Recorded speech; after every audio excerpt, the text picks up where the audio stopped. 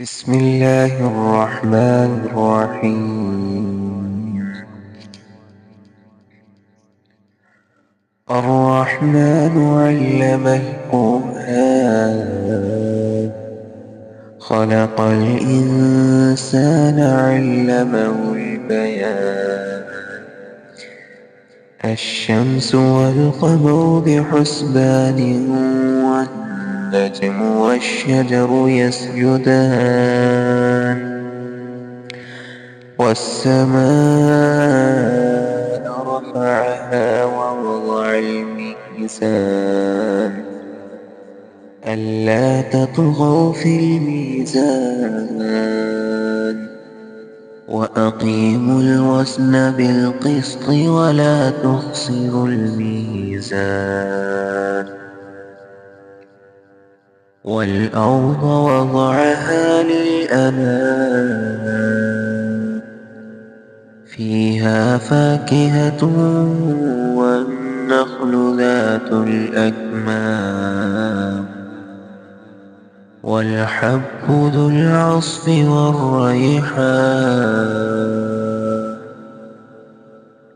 فبأي آلاء ربكما تكذبان؟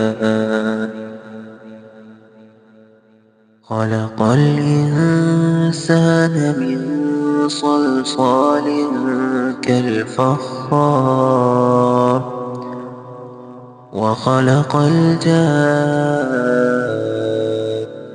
من مارج من نار. فبأي آلاء ربكما تكذبان؟ رب المشرقين ورب المغربين،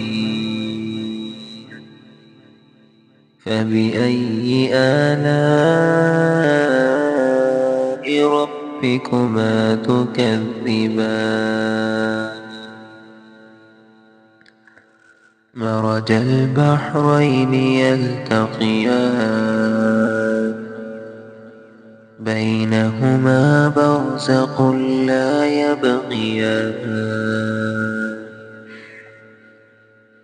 فبأي آلاء ربكما تكذبان؟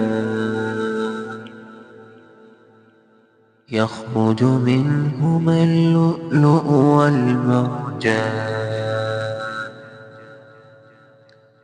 فبأي آلاء ربكما تكذبان؟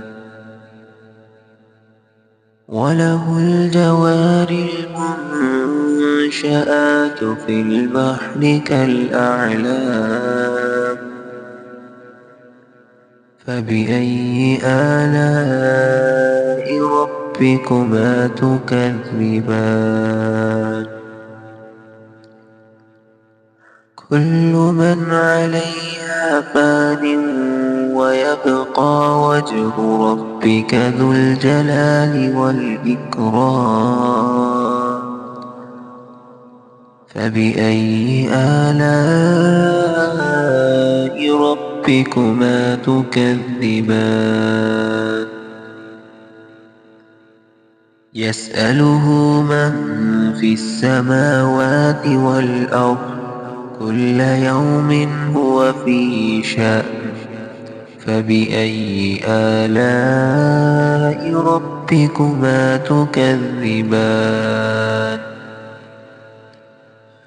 سنفرغ لكم أيها الثقلان. فبأي آلاء ربكما تكذبان؟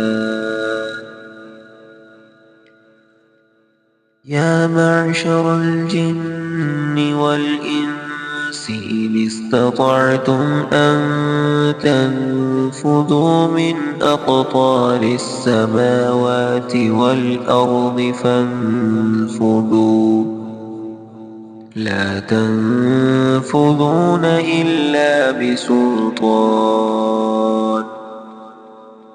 فبأي آلاء ربكما تكذبان يرسل عليكما شواظ من نار ونحاس فلا تنتصران فبأي آلاء ربكما تكذبان